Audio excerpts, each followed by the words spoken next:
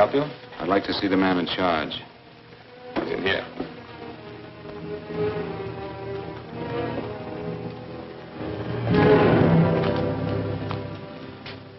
I want to report a murder. Sit down.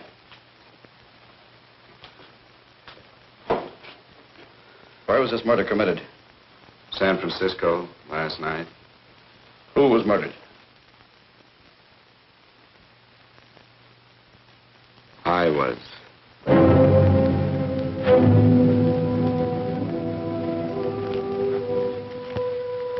Well, do you want to hear me out or don't you, Captain? I don't have very much time. Your name Bigelow? Frank Bigelow? That's right. Answer the San Francisco APB. Send it direct to Inspector Bannon at Homicide.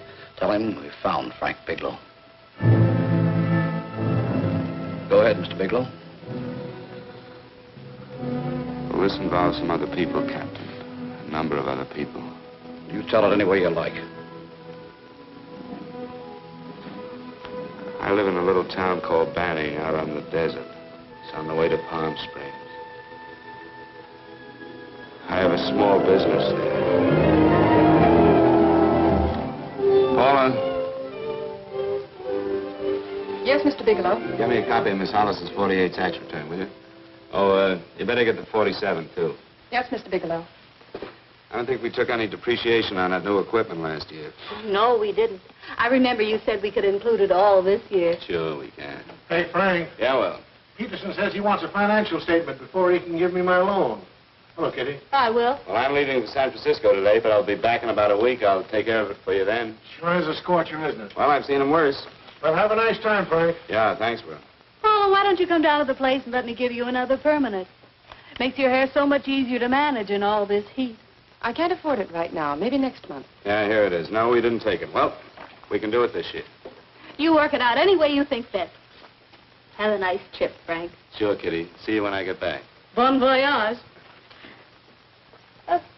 Why don't you come down anyway, Paula? We'll work out a deal on that permanent. Thanks. Maybe I will. Hello? Oh, hello, Mr. Hawkins. Just a moment. Do you want him to send your ticket over? No, I'll pick it up myself. No, never mind. Mr. Bigelow will pick it up at the station. Bye.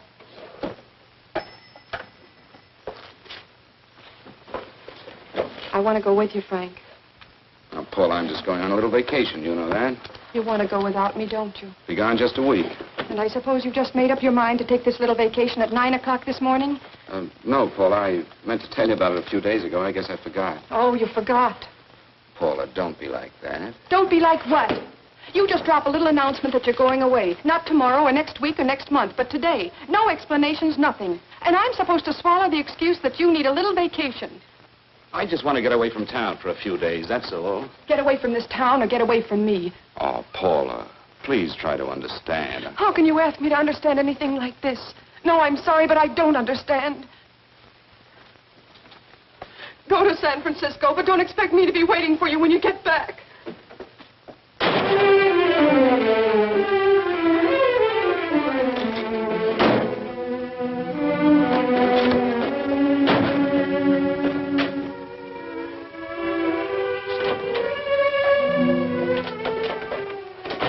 Paula, please, Paula.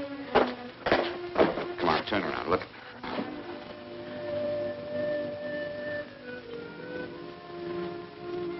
Come here. Why do you do this to me, Frank? Why can't you be honest with me? As honest as I am with you? Do you have to go? I have to go, Paula. I know what I'm doing. All right, go. Go anywhere you like. You can go to blazes for all I care. Paula. Paula. Yes, I know. I'm being foolish. Come here.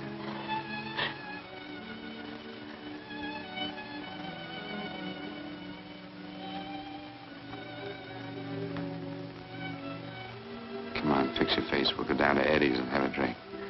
All right, why not?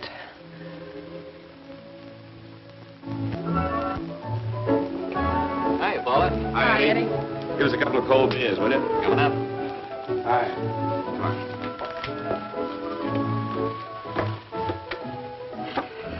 a relief. This air conditioning feels good. I sure wish we had it in the office. It'd make working a pleasure. Well, if it stays this hot, don't bother going in the rest of the week. I win 2 races today. How many did you lose? And you would have to ask that. Kind of early for you two, ain't it? Too hot to work. That's what I like to hear.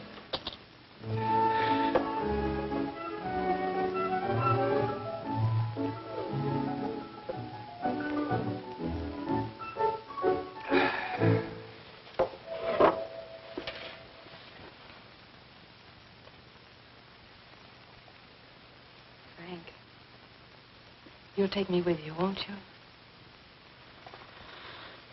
You will, won't you? Or am I crowding you? What do you mean, crowding me? Maybe you do need this week away alone. Maybe we both do. I know what's going on inside of you, Frank. You're just like any other man, only a little more so. You have a feeling of being trapped, hemmed in, and you don't know whether or not you like it. Look, Paula, I'm going to be honest with you. I care too much for you not to be honest with you. I'm as much concerned for your happiness as I am for my own. I know you've had one bad experience, Frank. I know all about it. But you don't know what it can do to 2 people, Paula.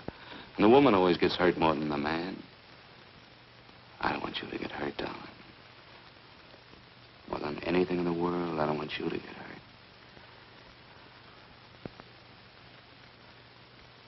Want to hear some music? All right, Frank. Got a couple of nickels, Eddie? Yeah. This won't bother you, will it? Next result doesn't come in for half an hour.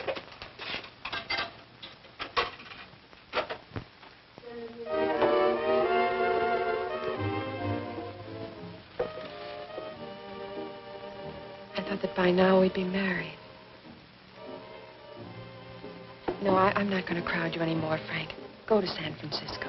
I don't like it, but I'm convinced that you must go.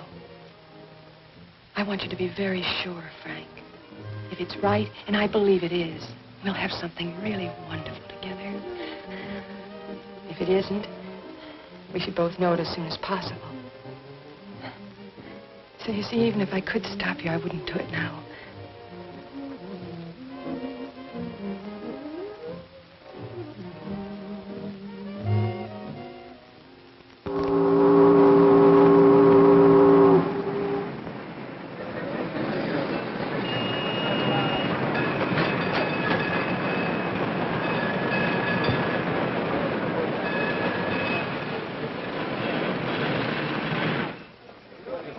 Yes, sir.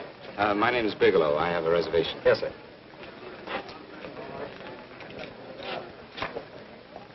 Here we are, sir. My name is Bigelow. I have a reservation. I have it, sir. It's a very nice room on the 6th floor, facing the bay.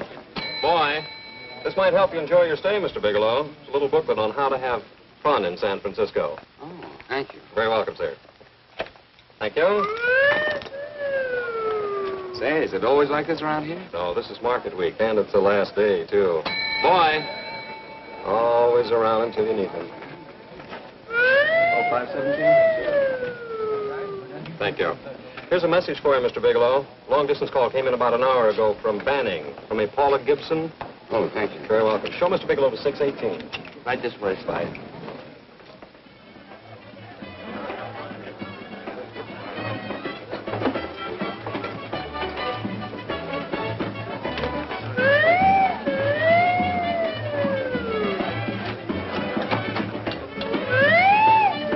This way, Mr. Bigelow.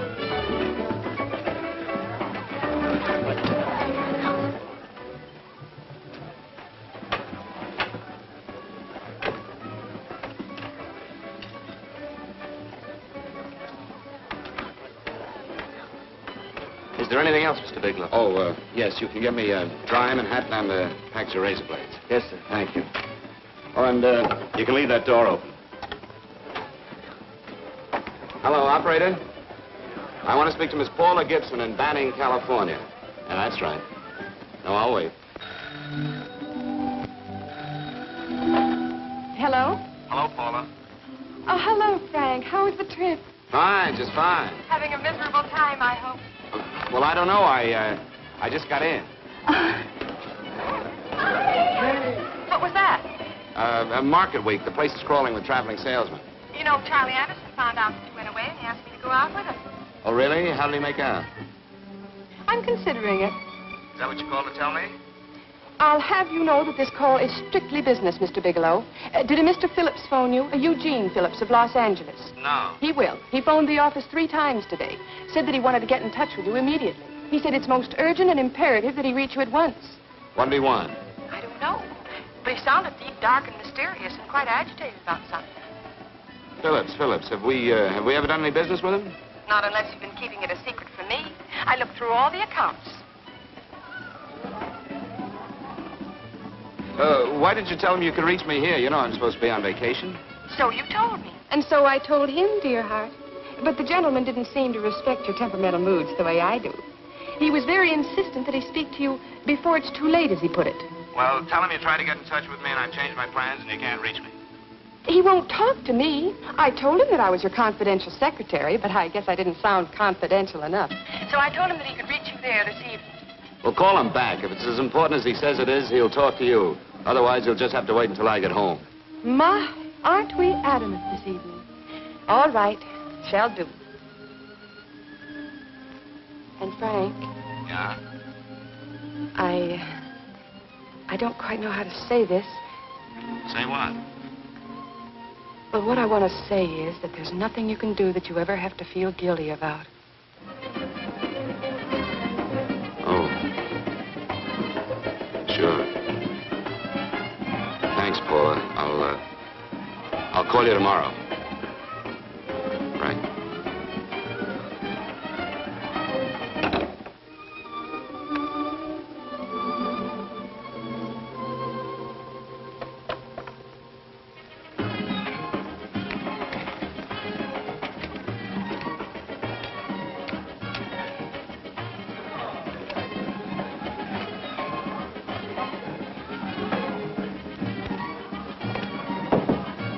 Oh, just put it there, please.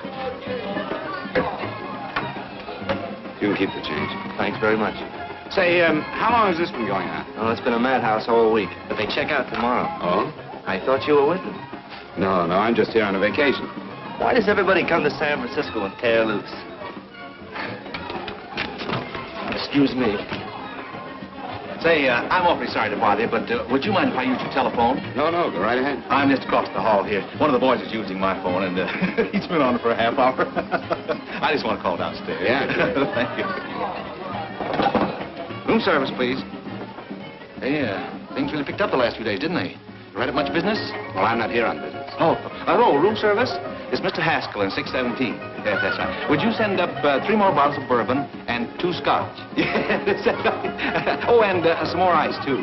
Yeah. All right, thank you. You here all alone? Yes, I just got in town. Well, why don't you join us for a drink?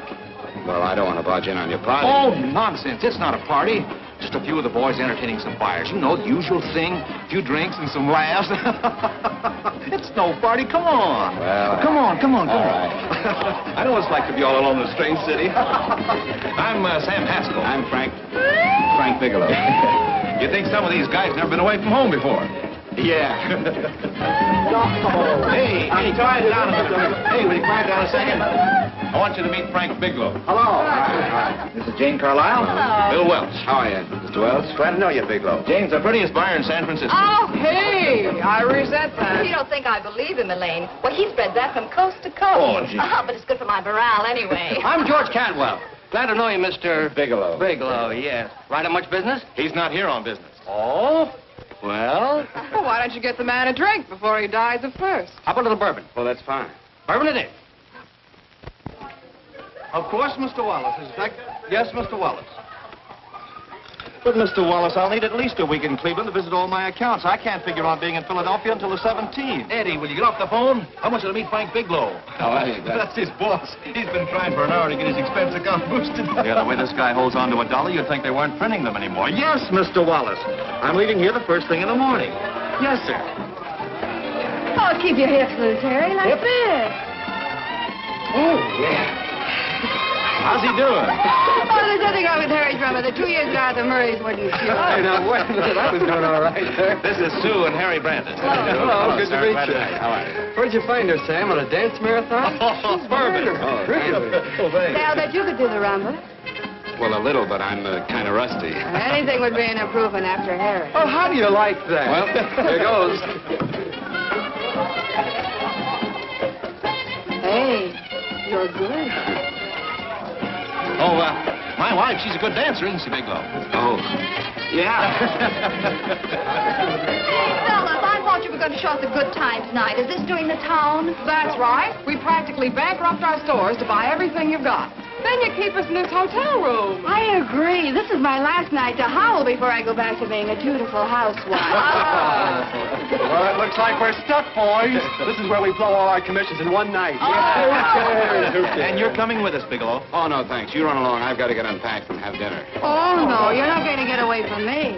Now that I found a man who can dance, I'm going to hang on to him.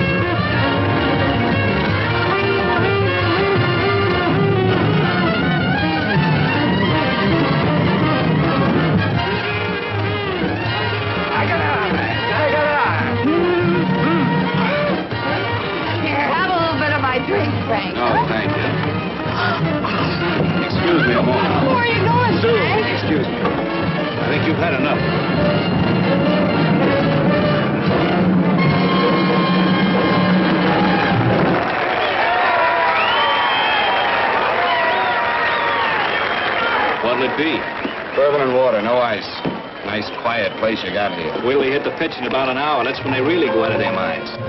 Who's the blonde? Oh, she's one of the chicks that hangs around here. She's jive crazy. Come again? Oh, you ain't hip, pal. Jive crazy means that she goes for this stuff. Just between you and me, I don't get it either, but I gotta listen to it. They're all connoisseurs, music lovers. Me, I like Guy Lombardo. What's the matter with him? Oh, he's flipped. The music's driving him crazy. Calm down, Jack. Oh, don't buy me, man. I'm being light. Is the blonde alone? Oh, sure, society. She always comes in alone.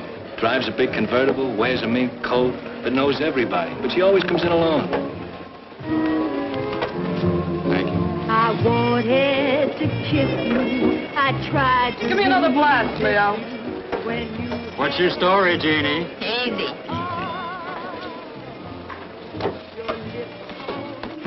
Hello. Easy. Dig the fisherman. Oh, that's really silk, isn't it? Can I buy you a drink? Sure thing. Give me a blast, Leo. Leo, I left my flask at the other end of the bar.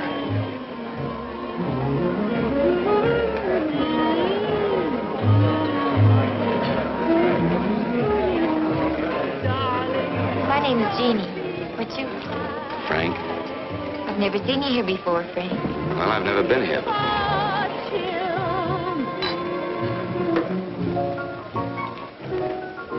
This isn't mine. Mine was bourbon. Well, sure it is. You saw me pour it.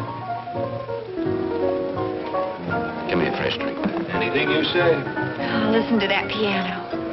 Feel those vibrations. You don't get your kicks out of this, do you? I can live without it. Why do you stay here? I don't know. I bet I know. You're lonely in a big city. Why, you don't have to go into a routine with me. I like good company, too.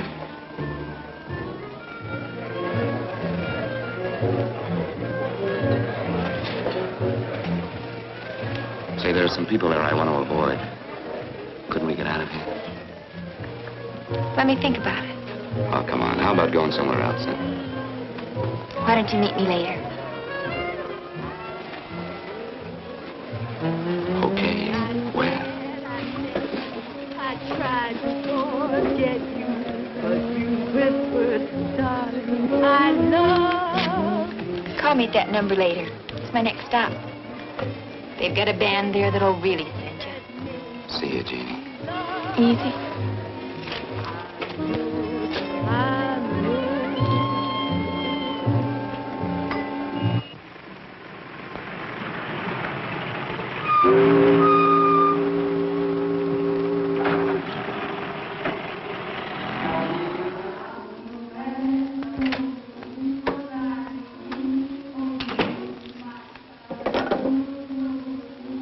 Never mind, operator.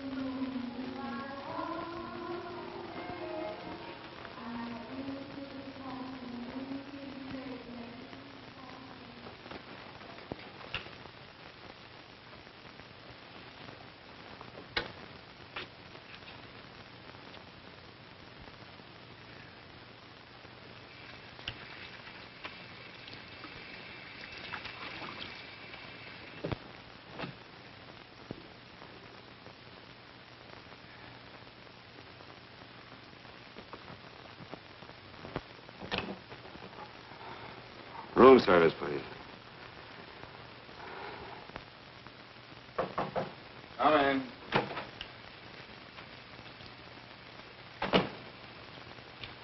Be right with you, waiter. Yes, sir. Rest well, sir? Yeah, sure. May I? Go ahead. It's on there for you. Thank you, sir. Would you like anything else? Oh, thank you, that's all.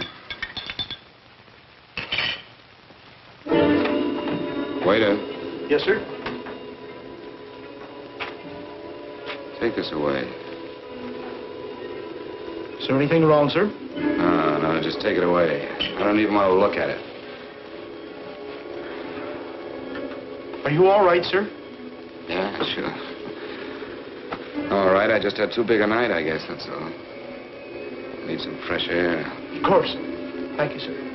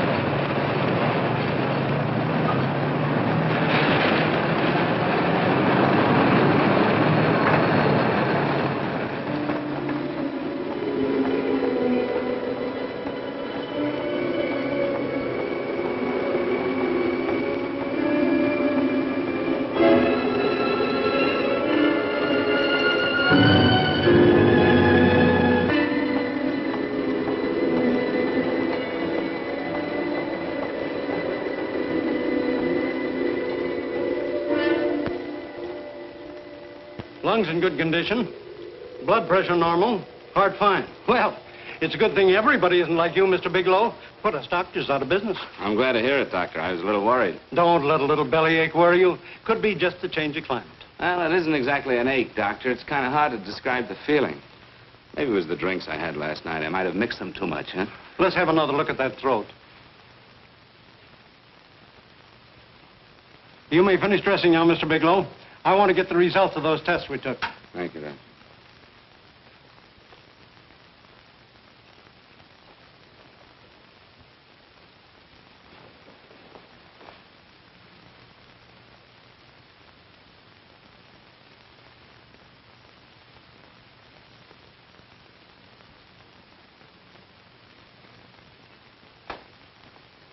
Mr. Bigelow, this is Dr. Schaefer. Hello, Doctor. How are you? Sit down, Mr. Bigelow. According to the information you gave Miss Wilson, you're not married, Mr. Bigelow. That's right. Do you have any relatives, family, anyone in San Francisco? No, no one. I don't know a soul in San Francisco. Where is your home? What is this, Doctor? Why all the questions? You're a very sick man, Mr. Bigelow. Sick? But you told me I was in good shape. Yes, I know. But my preliminary examination didn't reveal your true condition. You sound as if it's pretty serious, Doctor. It's extremely serious. I want you to understand that we wouldn't tell you something like this unless we were absolutely certain. Well, of course, of course. You must steel yourself for a shock, Mr. Bigelow. Well, go on, Doctor. What is it you're trying to tell me? Our tests reveal the presence in your body of a luminous toxic matter. What is that exactly? A poison that attacks the vital organs. Poison? We have no alternative but to tell you this. Your system has already absorbed sufficient toxin to prove fatal. I wish there was something that we could do. What do you mean, wish? You mean there's nothing? There is nothing anyone can do. This is one of the few poisons of its type for which there is no antidote. Well, this is fantastic. This is the most ridiculous thing. You don't have very long. What do you mean? A day, possibly a week, 2 weeks at the outside. It's hard to say exactly. Well, this is impossible. I don't believe it. You've made a mistake. That's it. It could be a mistake, couldn't it? You have made a mistake, haven't you? Answer me. Dr. Schaefer is an authority on toxicology. Been no mistake, Mr. Bigelow. Do you realize what you're saying? Well, you're telling me that I'm dead. Do you think you can explain my life away in just a few words? Why, I don't even know who you are. Why should I believe you? You must calm yourself, Mr. Bigelow. We want to offer you every assistance that we... Assistance? Who wants your assistance? Who wants anything from you? You're nothing but a couple of phonies. Why, I think you're crazy. That's it. You're crazy. The both of you. You're crazy.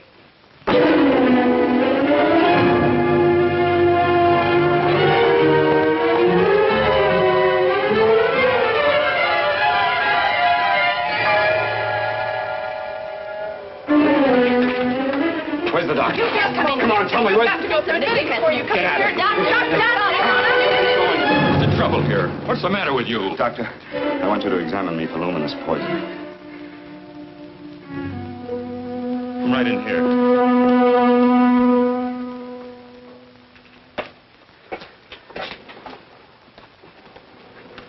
Yeah, you've got it all right. Your system has already absorbed it. Are you sure, Doctor? Are you absolutely certain? Couldn't there be some mistake?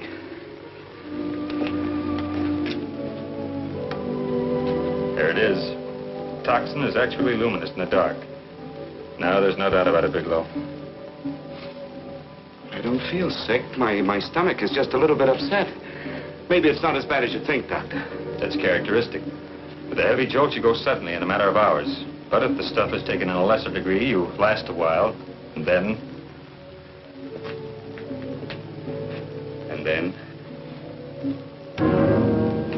Give it to me straight, Doctor. Well, a number of things are involved. The systemic condition of the individual, the amount consumed, exertion. Yes? You won't feel too badly for a while. Then it will happen suddenly. A day, 2 days, a week at the most.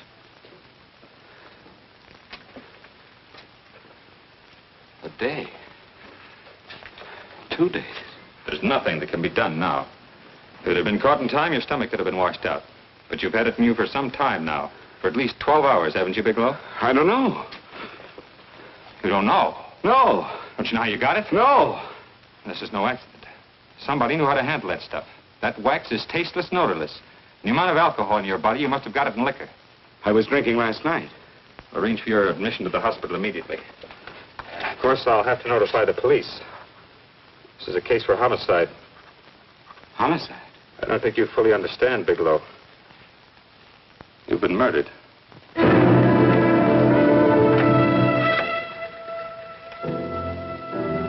Get me police headquarters, please. Homicide Bureau.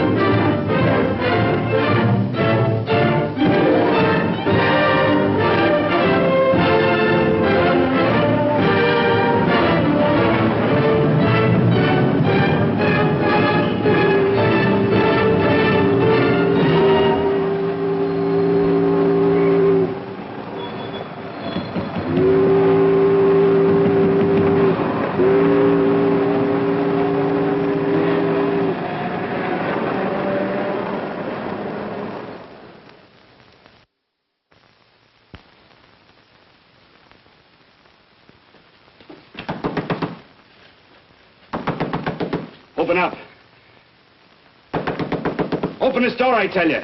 Open it up or I'll break it down. Where are those men? Where are those men who were here last night? I don't know. There are no men here. Please go away. Don't lie to me. Where are they? Mister, this lady just checked in. Those men aren't here no longer. They checked out of the hotel early this morning. Checked out? Please go away. I'm sorry. I'm terribly sorry.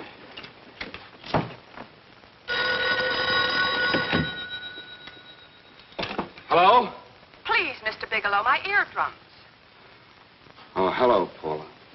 Your enthusiasm overwhelms me. Why haven't you phoned me? Or is there a quota on telephone calls up there? I'm sorry. I've been busy. I'll bet you have. Visiting the museums, no doubt. What's happening up there that's exciting or different? Nothing, not a thing. I'll bet you miss me, but you're too stubborn to admit it. Sure. You know, if you'd like me to come up, I could pack a toothbrush and leave right away. No. Well, you don't have to snap my head off. You could at least make a pretense of missing me. I'm sorry, Paula. Of course I miss you. Listen, Paula, Paula, it's just that I don't feel like talking now. I'll call you later. Don't strain yourself. You phone me sometime when you feel more like talking. Oh, by the way, I called that Mr. Phillips back. Phillips? Yes, you know, the man that tried to reach you. Well, I'm afraid you'll never know why it was so important that he speak to you. His office said he died yesterday. Frank, are you there? Did you hear me? Died? When? Yesterday. So you won't have to bother your little head about him anymore. You can just go ahead and have fun. Paula, what did he die from? Do you know? I suppose he died from whatever people usually die from. Well, didn't they tell you? Don't you know? What are you getting so excited about? You said you didn't even know the man. Listen, where's his office located? What difference does it make? You can't talk to him now. I told you the man's dead. Paula, will you stop talking so much and tell me where his office is? All right. It's the Phillips Importing and Exporting Company, Bradbury Building, Los Angeles. Bradbury Building, Los Angeles. That's right. Say, this is really a switch. Listen, if you want to reach me, I'll be in Los Angeles. Are you out of your mind? I'm sorry, Paula. I've got to hurry. Wait a minute. Where in Los Angeles? The Allison Hotel. Goodbye, Paula.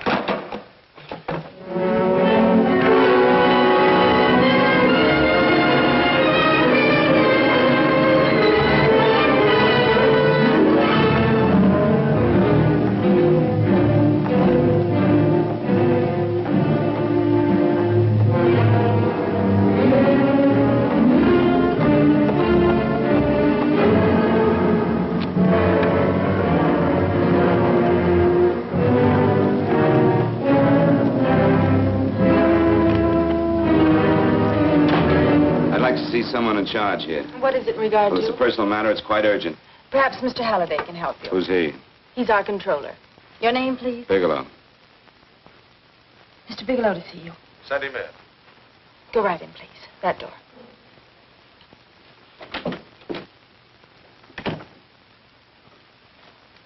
Mr. Bigelow? How are you, Mr. Halliday? What can I do for you? Well, Mr. Phillips phoned my office several times yesterday. I'd like to find out what it's all about. You know Mr. Phillips died yesterday? Yes, I know.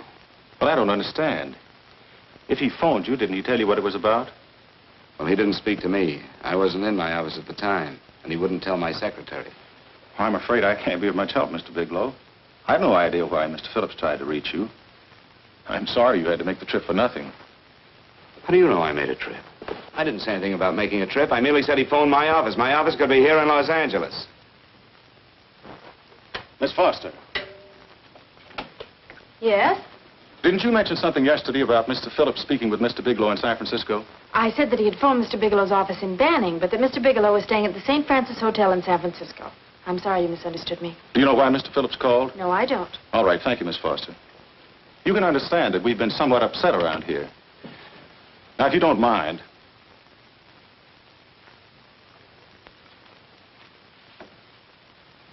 Did Mr. Phillips have a wife, family, anyone that could help me?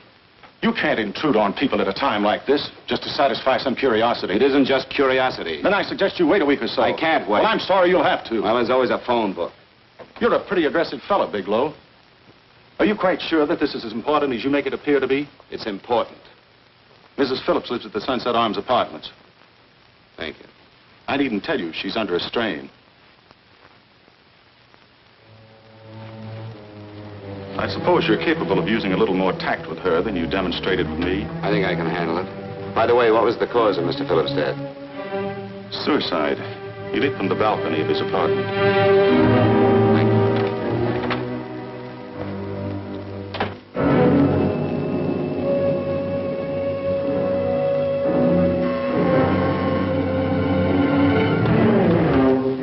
Come in, Mr. Bigelow.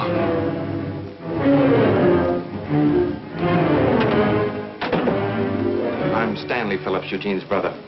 Halliday phoned that you were coming.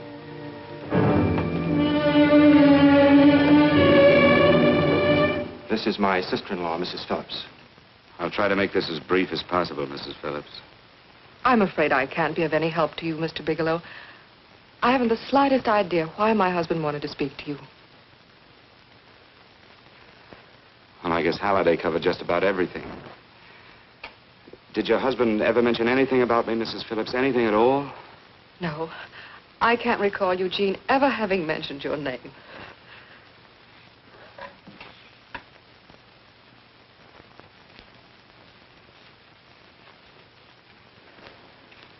I hate to ask you this, Mrs. Phillips, but it's of vital importance to me.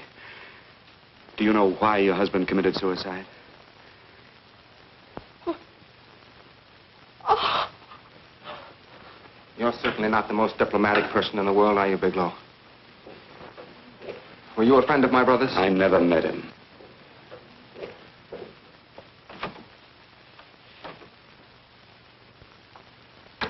My brother was in a jam, a pretty bad jam.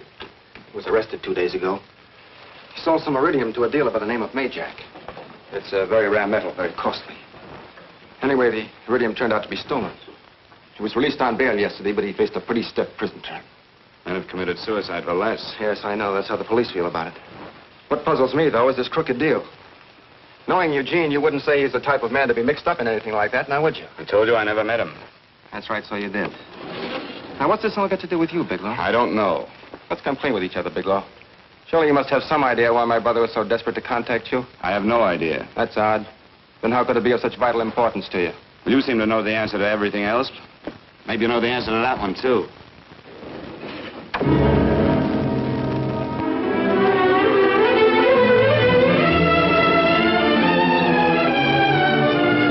There's a message here for you to call operator 82 at Banning. Oh, thank you. Show Mr. Bigelow to room 821. Say, would you have the operator put this call through to my room right away? I'll take it up there. Thank you. Hello, operator. I'll call you if I need anything. Thank you, sir. Hello, Paula? Well, Sinbad, I'd just about given you up for lost. Do you mind telling me just why you rushed down to Los Angeles? I can't explain it to you just now, Paula. I just can't explain it. What's going on, Frank? You don't even sound like yourself. Well, I'm just a little tired, Paula, that's all. But I miss you. Oh, Frank. I can't tell you how good it is to hear you say that. And here I was worrying that I'd lost my charm. When are you coming home, Frank? Soon, Paula. I'll be home soon. I'll go right out and get myself a permanent so I'll be pretty when you see me. Hey, guess what? I found that Phillips name in your notarial ledger. Notarial ledger? Yes, of all places. I remember now I made the entry myself. You had notarized a paper one morning before I came to work. What kind of paper was it? A bill of sale for a George Reynolds made out to Eugene Phillips of Los Angeles. So you see, I was right. We hadn't done any business with Phillips, only indirectly. What was the bill of sale for? A shipment of iridium, whatever that is. Iridium. You mentioned at the time that this fellow Reynolds had made some kind of a deal in Palm Springs, and he stopped in your office early in the morning on his way north to have it notarized. Wait a minute. Wait a minute, George Reynolds. That was about 6 months ago, wasn't it? That's right, 6 months ago. Thanks, Paul. Oh, goodbye. Goodbye. Hello, operator. Get that number back for me.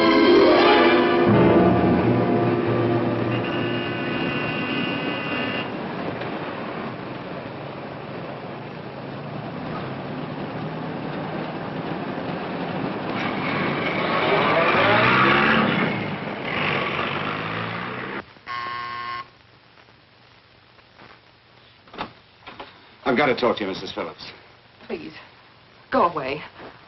I want to be left alone. But I found out why your husband wanted to see me. It was in connection with a bill of sale. Come in. Thank you.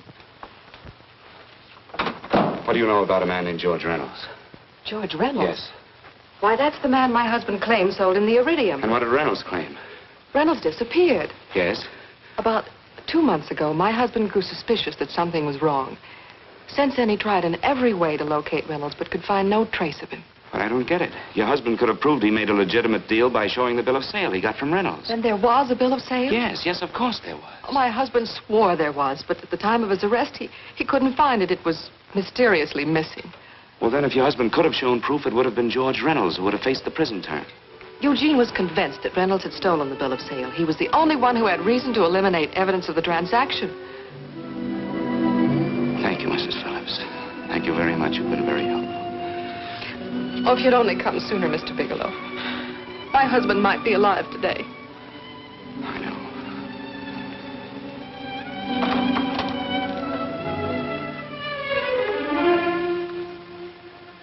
The only thing that puzzles puzzles me, Miss Phillips, is that you haven't asked how I knew there was a bill of sale.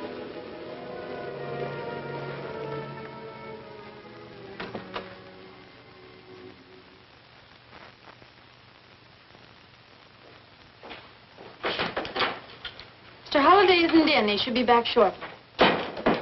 I think you're the one who can help me, Miss Foster. Mr. Phillips tried to reach someone else before he called me yesterday, didn't he? Why don't you ask Mr. Holliday? Obviously, Mr. Holliday wasn't here yesterday, or he wouldn't have had to learn from you that Phillips called me. And you're the logical person to know who else Phillips called. I don't believe that's any of your business, Mr. Bigelow. Don't think you're revealing anything confidential, Miss Foster. I know that he tried to reach somebody else. Mrs. Phillips told me. You're bluffing, Mr. Bigelow. I don't know what you're after, but you're trying to trick me. Mrs. Phillips didn't tell you a thing. How do you know that? Mrs. Phillips knows nothing about it. She doesn't. Well, why wouldn't she? Wait a minute. I was talking about George Reynolds. Who did you think I meant? Just who is it that Mrs. Phillips doesn't know I about? told you before, that's none of your business. All right, young lady, I'm going to give it to you straight. Phillips was murdered. Murdered? I don't believe you. He told me because he needed me to clear him. Phillips was innocent. Innocent men don't have to jump out of windows. Murdered? Just who are you trying to protect, Miss Foster? Why are you so afraid to tell the truth? I'm not protecting anybody. I haven't any more to say. All right, young, listen to me. This thing is going to explode wide open. If you've got nothing to hide, you better start talking. Or maybe you are mixed up. No! Well, then, come on. Mr. Phillips called Marla Rakubian. He went to see her yesterday morning. Who's Marla Rakubian? She's a model. She and Mr. Phillips used to be quite friendly, but he hadn't been seeing her for quite some time. Come on. The last couple of months, he'd been trying to locate her and finally learned where she lived yesterday morning. When he returned from seeing her, he was terribly upset and excited. That's when he had me put in the calls for you. When he couldn't reach you, he went home. The last time I saw him alive. Give me Marla Rakubian's address. I don't think Mr. Phillips realized I was aware of his friendship with Marla Rakubian, and out of respect for him, I never intended to tell anybody. I had no idea that she had anything to do with the trouble he was in. I admire your discretion, Miss Foster. You know, you must be pretty friendly with Stanley, Miss Foster. He knew how desperately his brother tried to reach me yesterday, and he wasn't even here at the time. And now you seem to know all about what happened in Mrs. Phillips' apartment.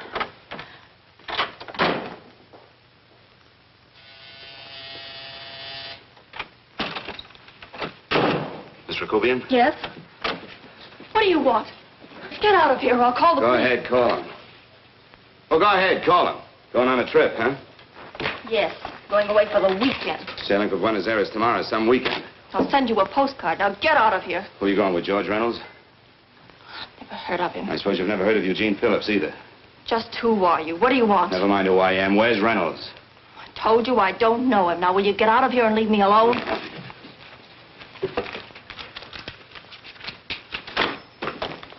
So you never heard of George Reynolds, huh?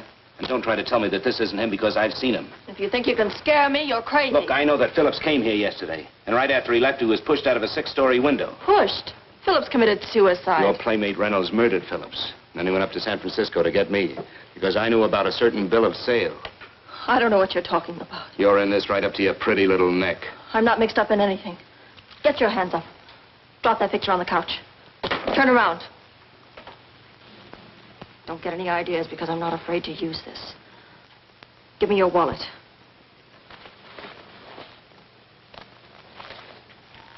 Frank Bigelow, Hotel Alex. All right, now where's Reynolds? I don't know. I don't know where he is. Is that what you told Phillips yesterday? I told him exactly what I'm telling you. I haven't heard from him in months. Yeah? You're mighty careful of the picture of a man you haven't heard from in months. What does the Ray stand for? It was a pet name. Do you mind? Oh, it sounds very cozy, Miss Rakubian. You and Reynolds call each other pet names while you make a sucker out of Phillips. Phillips made the deal because he wanted it. Yeah? I'll bet you weren't above using what it takes to help make him want it. Who's paying for this trip? I am. Really? A first-class trip to Buenos Aires on a model salary. Don't make me laugh. Since you and Reynolds aren't seeing each other anymore, you don't mind if I keep this to you. If I were a man, I'd punch your dirty face in. You know, I really believe you would. Oh, I almost forgot. Your tickets. Don't be surprised if I'm there to see you off.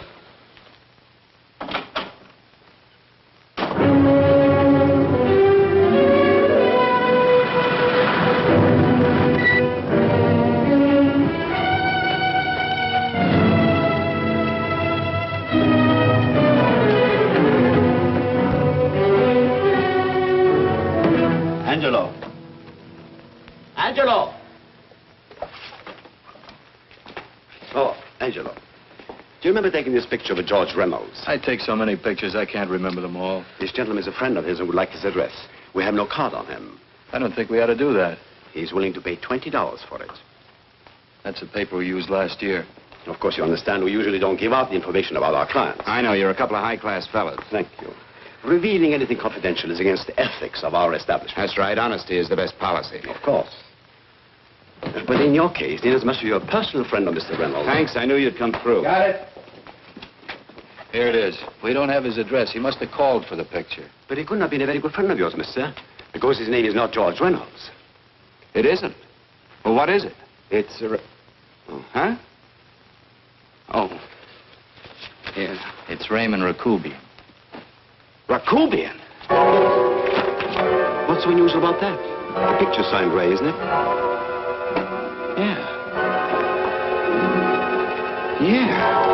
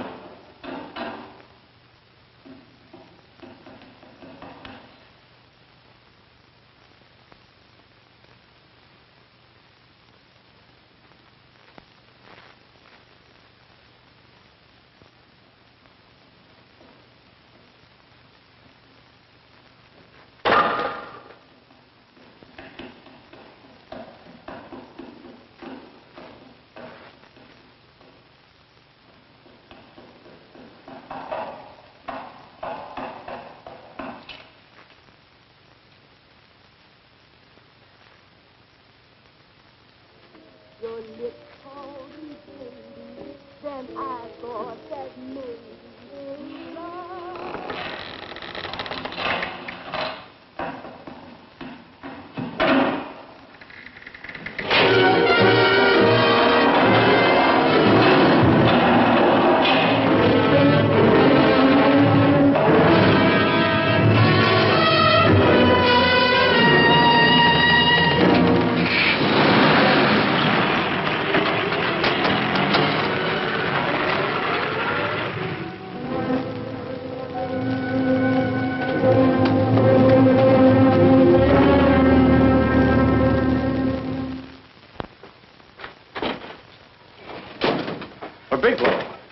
Are you all right? Can I get you anything? No, thanks. Do you know this man? No. No, I don't think so. Are you sure you've never seen him? I'm quite sure. Does the name Raymond Rakubian mean anything to you? No, I never heard of him. Why? He also uses the name George Reynolds. This is Reynolds? That's right. Well, where can we find him? That's what I want to know. Tell me something, Halliday. You're the controller here. How come you didn't know about that bill of sale? Phillips made that deal before I came to work here. Yeah, but you still keep records, don't you? For some reason, which is none of my business, Phillips preferred to keep that among his personal papers. Now, does that answer your question? You came in here today asking for some information that you needed, and I tried to be as cooperative as I could. But now you're beginning to annoy me. So get out before I throw you out.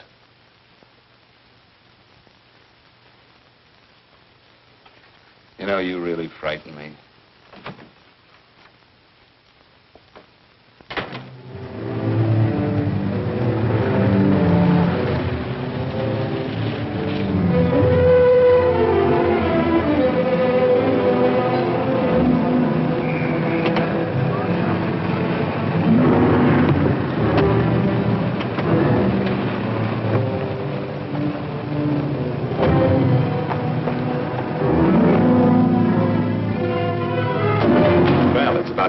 showed up, Bigelow. Go ahead, Dave.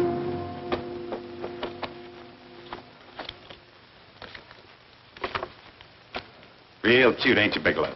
Just real cute. Paula didn't lose much time getting a hold of you guys, did she? Shut up. Let's go, Bigelow. Look at him. He can't take it. Soft in the back. You do that again and I'll kick your face. Lay off, Chester. Cut it out. Shut up! Who asked you? Better let him answer. The clerk might know he's in. Go ahead, Bigelow.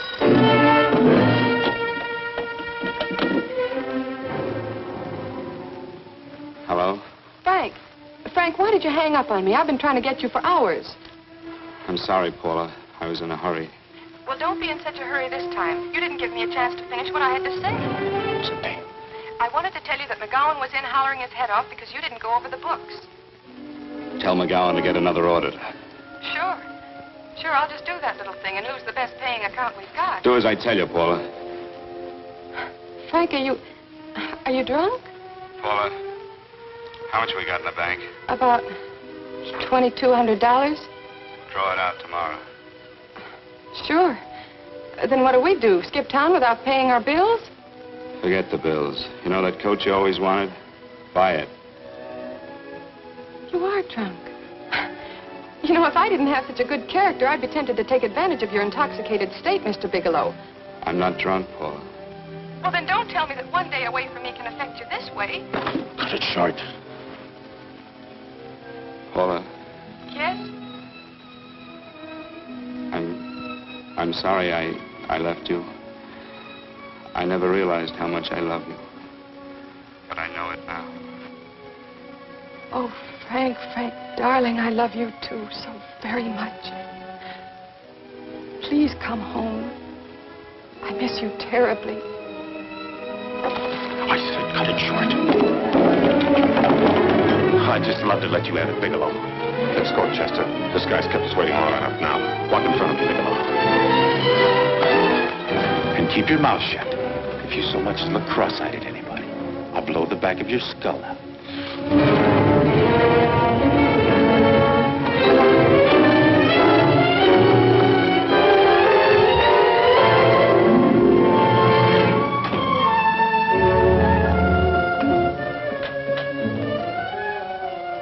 Bigelow's real cute. He wanted to get tough with Chester. He don't know Chester. Did you get the picture? Don't I always get what Mr. Majak sends me after? Majak? That's right. I'm the dealer who bought the iridium from Phillips. I get it. You have Rakubian unload stolen stuff on Phillips with the help of Marla here, and then you buy it back from him. Oh, you certainly made a sucker out of Phillips. What is it, Mr. Bigelow? Exactly what is on your mind? I'm looking for Raymond Rakubian. What?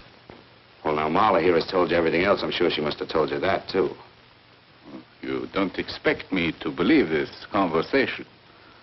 So, what is on your mind? I mean, underneath.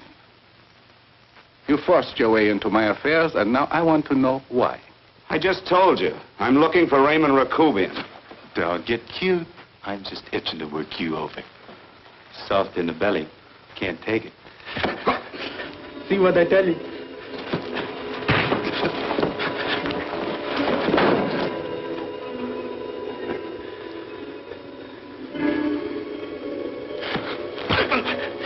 Can't do that to Chester. I'm gonna blow your guts out. Easy. Lay off, Chester, not now. Look at him. He's so scared of Chester, he'd talk now. He's not afraid, Chester. You can tell from a man's eyes when he is afraid. Look at his eyes.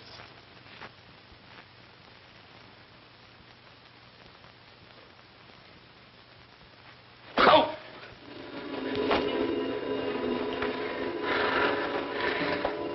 I'm telling you, Majak, you better keep him away from me or he's really going to have to use that gun.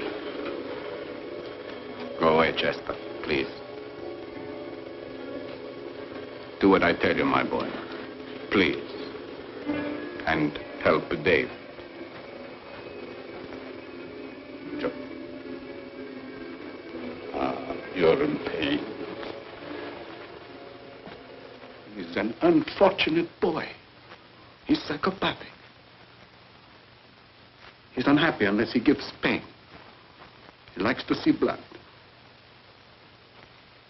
Come with me, Mr. Bigelow.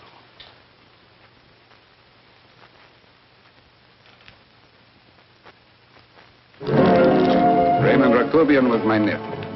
He could not possibly have tried to kill you. He's been dead 5 months.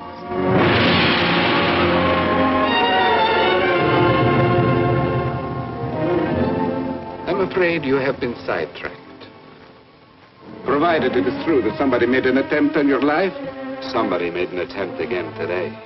I had no reason to kill you, believe me. What do you mean you had no reason? I notarized a certain bill of sale. You notarized the bill of sale for Reynolds, not Rakubian. What I told you was true. I had no reason to kill you. That's a closet, Mr. Bigelow. And under other circumstances, you could go home now. But now you present a problem. You know too much, and I am in danger. Chester! Suppose I were able to prove to you that I only want to find the person who tried to kill me. And I won't cause you any trouble. You know I can go to jail for 10 years for this little business. 10 years. At my age, that's my life. That means my entire life. With my life, I do not take chances. I am sorry, believe me. You want Joe to go with you? No. Just Bigelow and me. And baby Meg's 3. But Major... Goodbye, Mr. Bigelow, and forgive me. Let's go, Bigelow. I guess you won't be there to see me off.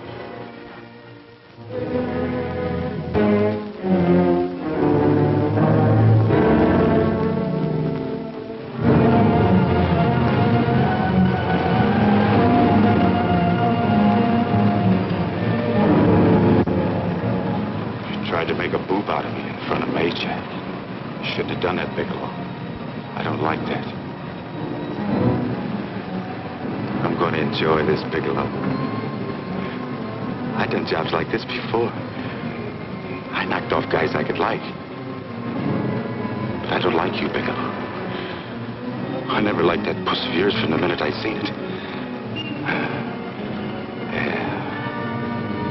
I'm going to enjoy this.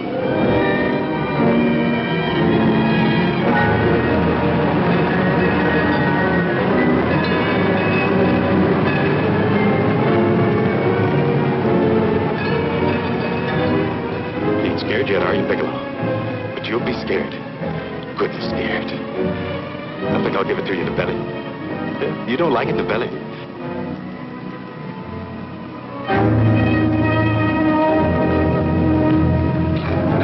Good.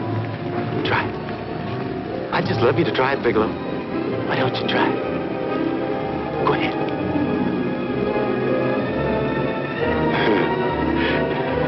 Didn't have the nerve, did you, Bigelow? I think I'll give it to you right in the belly.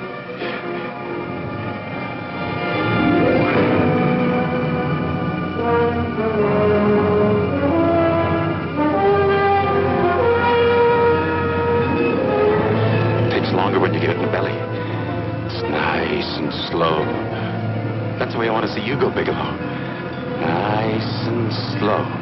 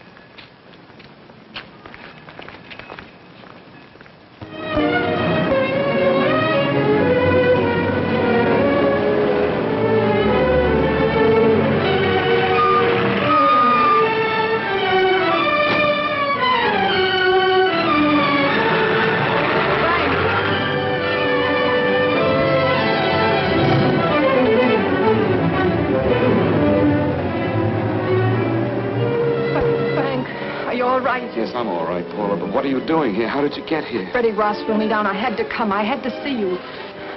You shouldn't have come, Paula. You shouldn't have. What is it, Frank? You're in some kind of trouble. I know it. Look at you. You're a sight. Your clothes look as if you've slept in them. Are you ill? You are. You're feverish. I'm all right, Paula, and I'm not in any trouble, believe me. You're lying, Frank. Right after I spoke to you, I got a phone call from the San Francisco police. They asked if I knew where you were. You didn't tell them anything, did you? Of course not. It was the homicide detective that called. What is it, Frank? If you're in any kind of trouble, you certainly can trust me. Look, I'm not in any trouble with the police, Paula, believe me. But you can't stay here. You've got to go back to Banning right away. No, I won't go, Frank. I won't. I'm staying here with you. Paula, it's better that you go back, believe me. Why? What's this all about? What have you got to do with this Phillips and Reynolds? Phillips was murdered. What could that possibly have to do with you? All you did was notarize a paper. You've notarized hundreds of papers. I know. All I did was notarize one little paper out of hundreds. Frank, you frighten me. You don't even act like yourself. I know that you're in trouble, that something is wrong, that you're in serious trouble. You frighten me, Frank. Oh, don't be frightened, Paula. Don't ever be frightened of anything again. Will you promise me that? I love you so much, darling. More than you seem able to understand. Oh. I never really knew happiness until I loved you. Sometimes when I used to be afraid that you weren't sure how you felt, I tried to hold back, but I couldn't. Losing you would have meant losing everything. There would have been nothing left. Don't, Paula, don't. Now I'm afraid again. Somehow I feel that I'm going to lose you, but there's nothing I can do about it. I feel so helpless. You're leaving me out of something. Tell me, Frank, what is it? Give me a chance to fight back. Just give me a chance, please. You do love me, don't you? Oh, yes, Paula, I love you. I never was more certain of anything in my life. I wasn't sure before. I was a little blind, I guess, but believe me, I'm sure now. Can you understand that, Paula? I understand. A man can be like that, Paula. Something has to happen. It can be a big thing or a little thing, but it can make him realize how much someone means to him, how much he really loves her. Oh, and I love you, Paula. More than I ever thought it possible to love anyone in the world, I love you. Then why won't you tell me about this trouble you're in? Why won't you try to let me help you? You can't help me, Paula. You don't want my help. Oh, Paula, there's nothing you can do. Will you believe me? So will you please go home, please? No, Frank. I won't go. I know you're in trouble. I can't leave you like this. All right, Paula, look, wait for me in the lobby of the hotel, and I'll be back for you soon, I promise. You promise? You're yes, sure? Paula, I promise. Is that a new outfit? Yes. Oh, that's beautiful.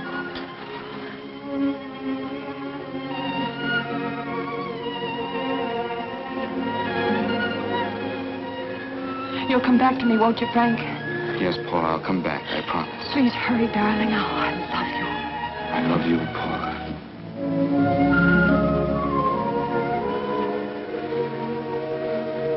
Goodbye, Paula.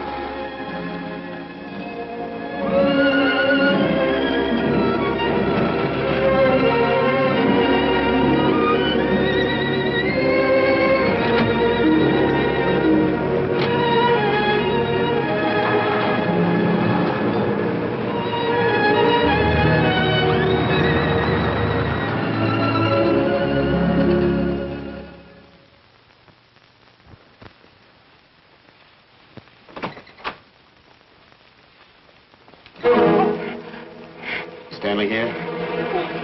You sure? All right, get in there.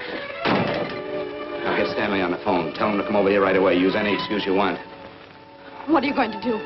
What was Stanley going to do when he used me for a clay pigeon today? I don't know what you're talking about. Don't act innocent with me. I fell for that once. I don't know what you mean. I told you everything you wanted to know this morning.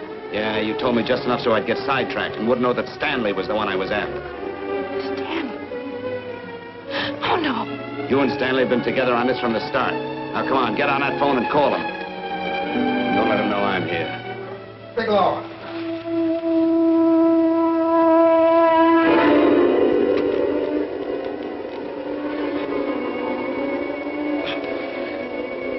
You've been sidetracked, all right. But it was the poor bereaved little widow who did it. Miss Foster found this letter this afternoon. It's in my brother's desk at the office. It's postmarked 2 years ago. It isn't exactly the kind of a letter that a married woman gets from a casual friend. I'm sure my brother wasn't aware that they were so well acquainted when he hired Halliday. What's the matter with him? all right since dinner. When did he have dinner? At Mrs. Phillips' apartment. Halliday was there, too, and Stanley confronted them with that letter. Do you have anything to drink? Yes, why? How long ago? Half an hour ago, just before I came here. Miss Foster, get on the phone, call the emergency hospital. Have them get an ambulance over here right away. What? Tell them to prepare a stomach wash for luminous poisoning. Luminous poisoning? Come on, do what I tell you. You may still have a chance to save his life. Go on!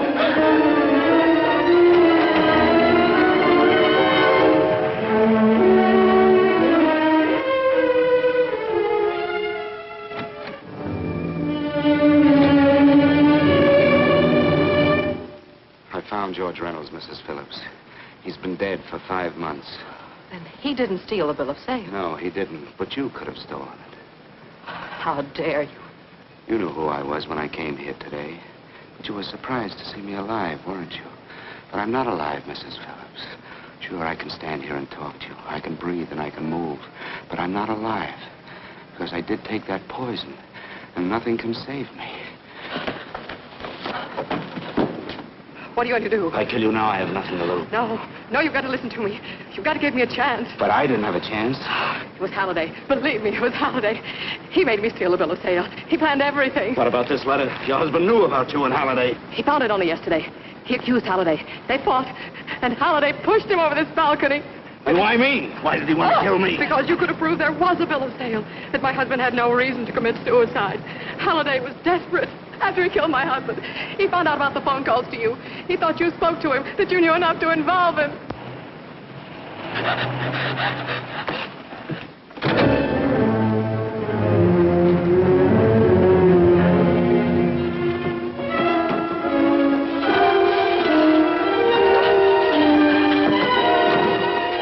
Where's Halliday? Where is he? He's in the office. This time you don't warn him.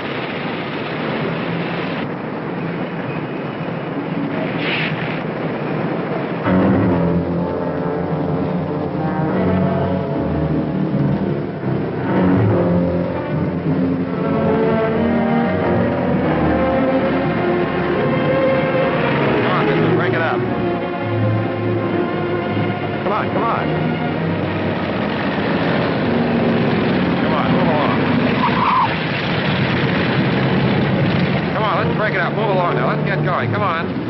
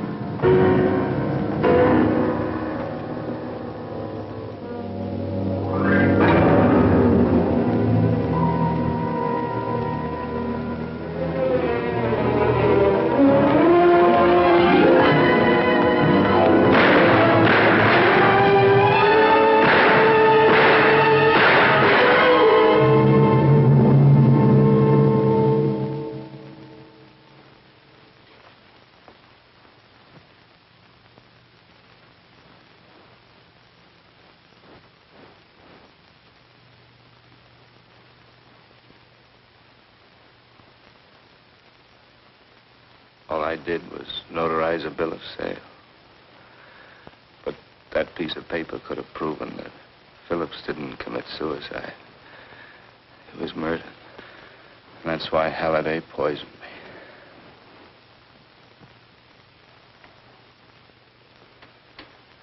me.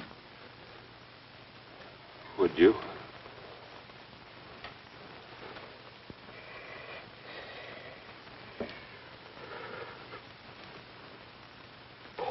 Paula.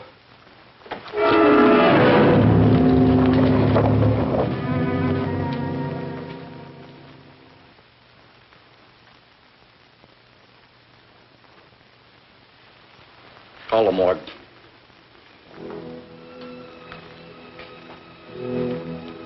Johnson, you go to the Allison Hotel, find Paula Gibson. Don't tell her anything. I'll break it to her.